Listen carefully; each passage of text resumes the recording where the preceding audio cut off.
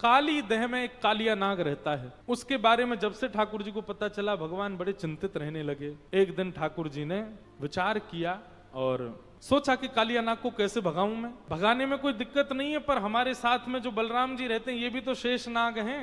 अब नाग के आगे दूसरे नाग को मारेंगे तो ये तो बुरा मान जाएंगे। ऐसा कुछ किया जाए कि एक दिन बलराम जी हमारे साथ खेलने नहीं जाए वन में, तो ये काम हो सकता है। तभी एक धेनुकासुर नाम का एक दैत्य था, वो गधे के रूप में था। ग्वाल बालों ने जाकर के ठाकुर जी से शिकायत करी, बोले लाला एक धेनुकासुर नाम को दैत्य है, वो हमको फल ना खान दे बन में ते, तू वाकू मार दे। ठाकुर जी बोले सबरे राक्षसन को मारवे को ठेका मैंने लियो है, जे बलराम दादा कछु करे ना पड़ो पड़ो पूरे दिन बैठो रे, या तो मरवाओ एक आधे। दाऊ दादा उठ के बैठ गए, बोले अरे हम कोई कम है का, लाला तू आराम कर, हम जा रहे हैं आज। ठाकुर जी ने अपने चेला भेज दिए दो संग में, बोले सुनो बलराम जी राक्षस को मारने के बाद में सोचेंगे जैसे मेरी जय जयकार होती है, जैसे मेरी आरती होती है, वैसे इनकी भी हो, पर तुम ऐसा होने मत देना। मैं किसी भी राक्षस को मारता हूं तो सब जगह हल्ला जे मच जाए कि भैया राक्षस मार दियो लाला ने, लेकिन आज जब ये मार के आवे तो यो मत कहियो धेनुकासुर राक्षस मारो, बल्कि सबको ब्रजवासी को जाके ये बता दियो बोले दाऊ दादा ने तो गधा मारो। ठाकुर जी बड़े चतुर हैं हमारे, था तो वो असुरी, था तो वो राक्षसी, और महाराज बलराम जी ने बड़ी मशक्कत करके उसको मारा। बलराम जी बोले अब हमारी भी पूजा होएगी, सब ब्रजमंडल में हमारी जय जयकार होएगी, सब हम पे पुष्प बरसाएंगे। मधुमंगल श्रीदामा ये दो ठाकुर जी ने भेजे, अरे दाऊ दादा की जय हो, अरे हमारे कन्हैया ने इतनो बड़ो राक्षस तो कभी ना मारो जितनो बड़ो दाऊ दादा ने मारो है। दाऊ दादा बोले सुन तुम दोनों एक काम करो, मुंह से पहले दौड़ के चले जाओ, पूरे वृंदावन में खबर फैला दो, गोपियां अटारी पे आ जाएंगी, मैया यशोदा थाल लेकर के और दीप लेके आवेगी, मेरी आरती उतारेगी, सब मेरी जय जयकार करेंगे, लेकिन कोई तो यूं मत कहियो मैंने कहिए कि ऐसो कह दो, तुम बस जाके हल्ला कर दो पूरे वृंदावन में। मधुमंगल श्रीदामा बोले जो आ गया। मधुमंगल श्रीदामा दौड़ करके पहले ही वृंदावन में पहुंच गए और सबसे जाकर के कहें दाऊ दादा ने गधा मार दियो, आज दाऊ दादा ने गधा मारो है। अरे भैया देखो दाऊ दादा कोई ना मिलो तो गधा मारे आए, बेचारे निर्दोष जीव मारे आए। दोनों ने जाकर के ऐसी बात कर दी। अब जैसे ही दाऊ दादा आए, दाऊ दादा के मन में तो थी बहुत सम्मान होएगा, लेकिन यहां तो सब अपना मुंह बंद करें और जोर जोर से हंसें। दाऊ दादा बोले आप लोग सब हंस क्यों रहे हो? बोले दाऊ दादा तुम्हें कोई और ना मिलो, कन्हैया की होड़ कर रहे हो हैं, राक्षस तो मारो ना गए हो, एक बार मारे आए, गधाएं मारे आए हो तुम तो। दाऊ दादा बोले तुमसे कौन ने कही गधा? अरे वो गधा हो लेकिन वो राक्षस। बोले हमें सब पता हो, बात मत बनाओ, गधाएं मारे। अरे राम राम राम, बता निर्दोष जीव मार दियो। दाऊ दादा को बड़ा गुस्सा आयो। दाऊ दादा ने जैसे ठाकुर जी की ओर देखी, ठाकुर जी चौकड़ी मार मार के हंस रहे हैं। बोले जरूर लाला तेरी करतूत होगी जे। ठाकुर जी कहें क्षमा कर दो। बोले ना है लाला, या की क्षमा नहीं मिलेगी, तेने मेरा अपमान करवाया। सुन ले मेरी बात, कल ते तू अपने सखान के संग अलग जा, हम अलग जाएंगे, ना खेलूंगा तेरे संग में। दाऊ दादा बोले कल ते लाला मैं अलग रहूंगा, तू अलग रहे। ठाकुर जी चाहते तो 2 मिनट में मना लेते, सब बात राजी कर लेते, लेकिन ठाकुर जी बोले एक ही दिन ही अलग रहना, बस फिर तो मैं परसों तो मना लूंगा। और दाऊ दादा आज ठाकुर जी के साथ खेलवे नहीं गए। ठाकुर जी ग्वाल बालन के संग गए, मधुमंगल की गेंद सो खेल रहे। ठाकुर जी ने मधुमंगल ने पहले बड़ी मुश्किल से तो अपनी गेंद दी, ठाकुर जी ने वो गेंद काली देह में फेंक दी। अब मधुमंगल रोने लगो कि मुंह को तो वही गेंद चाहिए। ठाकुर जी बोले देख ले मैं कूद जाऊंगा देह में। बोले अरे जा तू बात बनावे, या मैं कौन कूदेगो, या मैं कालिया नाग रे। अरे या के ऊपर से पक्षी भी निकल जाए तो वो पक्षी भी मर जाए, क्योंकि विष की इतने भाप उठे। ठाकुर जी बोले देख ले तुम वो तो जिद मत करे, मैं कूद जाऊंगा। बोले ना वो तो वही गेंद चाहिए, और लाला तू तो बात बना रहा हो, तू ना कूदेगो। ठाकुर जी इतने तो कदम पे चढ़ गए। तब मधुमंगल बोलो अरे ना ना लाला मुंह को गेंद ना चाहिए। इतने में तो ठाकुर जी काली देह में कूद गए।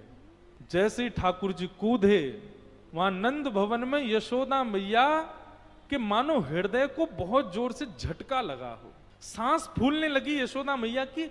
मैया को ऐसा लगो कि पतो ना कछु ऐसा क्यों लग रहा हो कि कहीं कोई गड़बड़ तो ना है। ग्वाल बाल सब हैरान है गए, बोले लाला काली देह में कूद गयो, लाला काली देह में कूद गयो।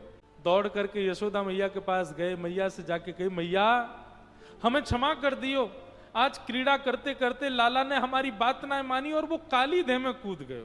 यशोदा मैया तो वहीं मूर्छित हो गई, बोले अरे तुम ग्वाल बालन के संग या मारे भेजू में, काली देह में कैसे कूद, वाघ के ऊपर से कोई पंक्षी भी चलो जाए तो वो वाघ की विष की भाप से मर जाए और लाला कूद गए वहां में।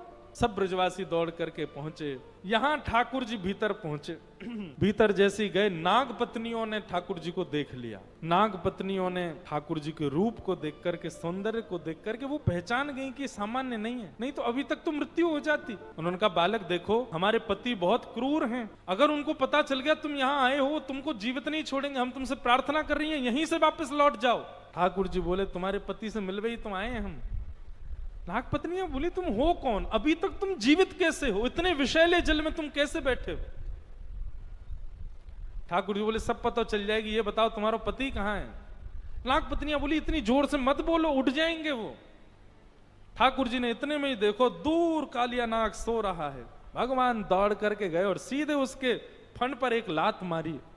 जैसे ही लात मारी इतने में ही महाराज विशाल कालिया नाग, हजारों फन हैं उसके, खड़ा हो गया ठाकुर जी के सामने। और जैसे ही उसने ठाकुर जी को मारने के लिए फन नीचे किया, भगवान थोड़े पीछे हो गए तो फन आकर के भगवान के चरणों में लगा। भगवान बोले अब तेरी मृत्यु टल गई, आया तो था मैं तुझे मारने तक, तेने मुंह प्रणाम कर लियो, अब तो मारूंगा नहीं मैं, लेकिन सबक तो तुझे सिखाऊंगा। कालिया नाग बोला ये बालक जीवित कैसे है। ठाकुर जी बोले इन सब में विचार मत करे।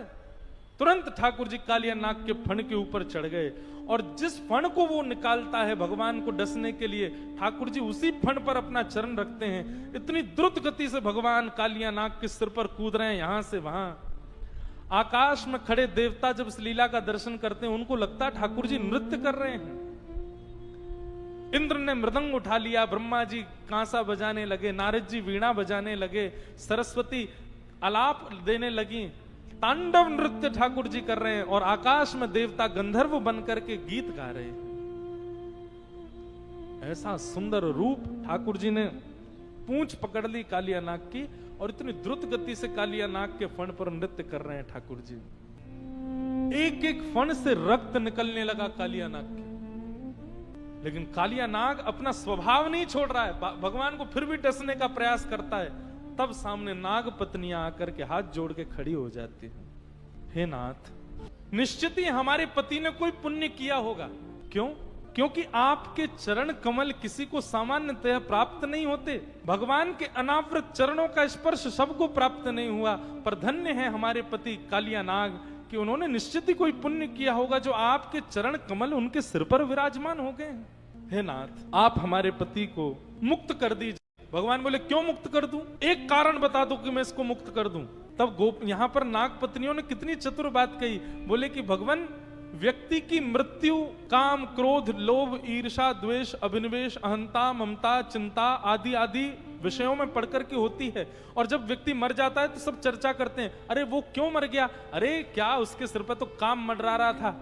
लोग चर्चा करते हैं वो क्यों मर गया, उसके सिर पे तो पुत्र का मोह मंडरा रहा था, वो क्यों मर गया। बोले उसके तो चित्त में व्यापार की बड़ी चिंता मंडरा रही थी। कल को लोग पूछेंगे कालिया नाग कैसे मर गया, तो सब कहेंगे उसके सिर पर कृष्ण मंडरा रहे थे। का मतलब श्री कृष्ण जिसके सिर पर विराजमान हो उसकी मृत्यु नहीं होनी चाहिए। नाथ, हम तो आपकी भलाई के लिए कह रहे हैं, हमारे पति को छोड़ दो।